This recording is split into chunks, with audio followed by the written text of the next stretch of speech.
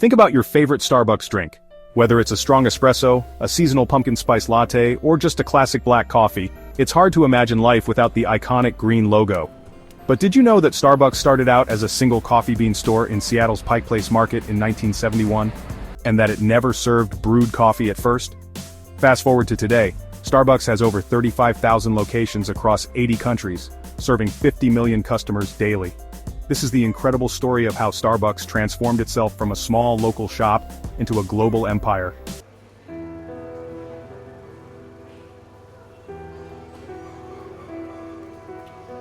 In 1971, the first Starbucks opened its doors at Pike Place Market in Seattle.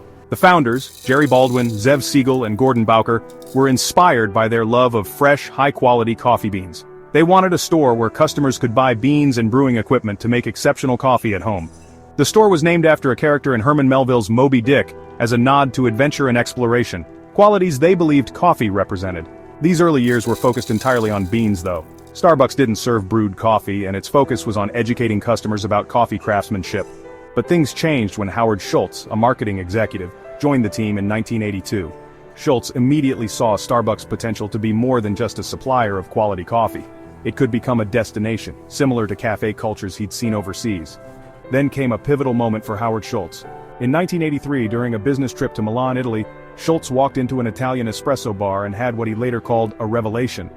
These espresso bars weren't just places to grab a drink, they were buzzing with life. People lingered over their coffee, chatted with baristas, and connected with friends. Schultz realized this experience, coffee as a way to cultivate human connection, was missing in America. He wanted Starbucks to replicate that feeling, not just selling coffee but selling a sense of belonging.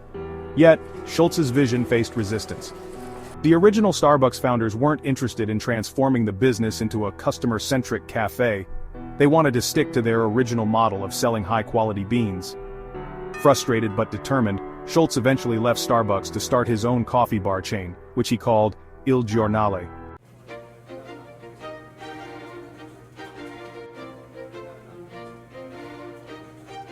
Il Giornale was Schultz's first experiment in combining coffee and culture, and while it struggled at first, it quickly gained traction.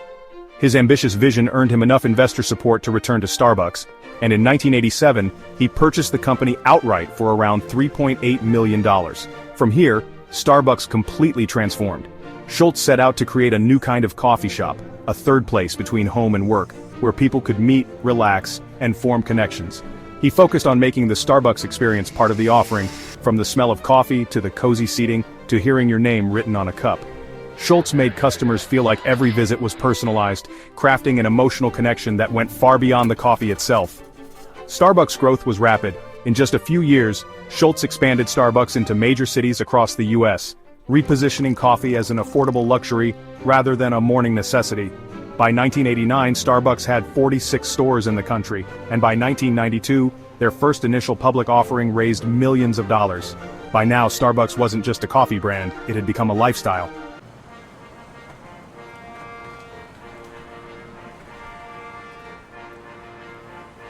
In the 1990s and early 2000s, Starbucks set its sights on the world.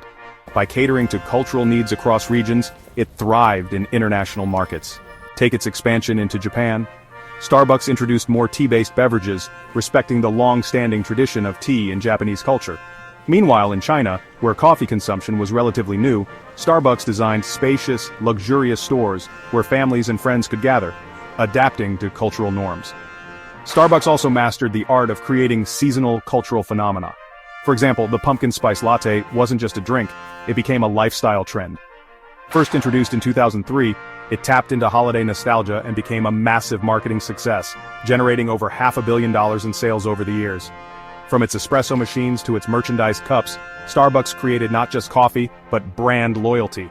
And as of 2023, Starbucks operates in over 80 countries with over 35,000 stores serving 50 million customers per day.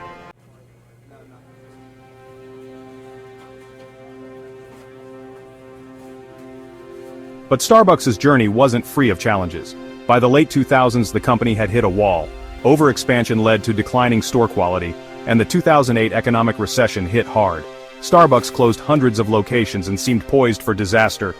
During this time, Schultz returned as CEO to save the company. Schultz's turnaround strategy involved going back to the basics, a complete focus on coffee quality, better trained baristas, and a reimagined in-store experience. Starbucks was closing failing stores but reinvesting in digital innovation, like launching one of the first mobile ordering systems in 2009.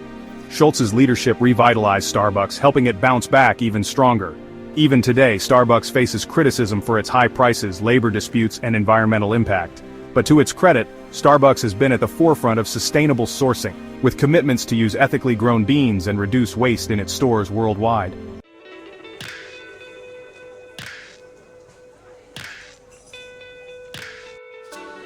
Starbucks doesn't just run coffee shops, it has changed the way millions of people relate to coffee.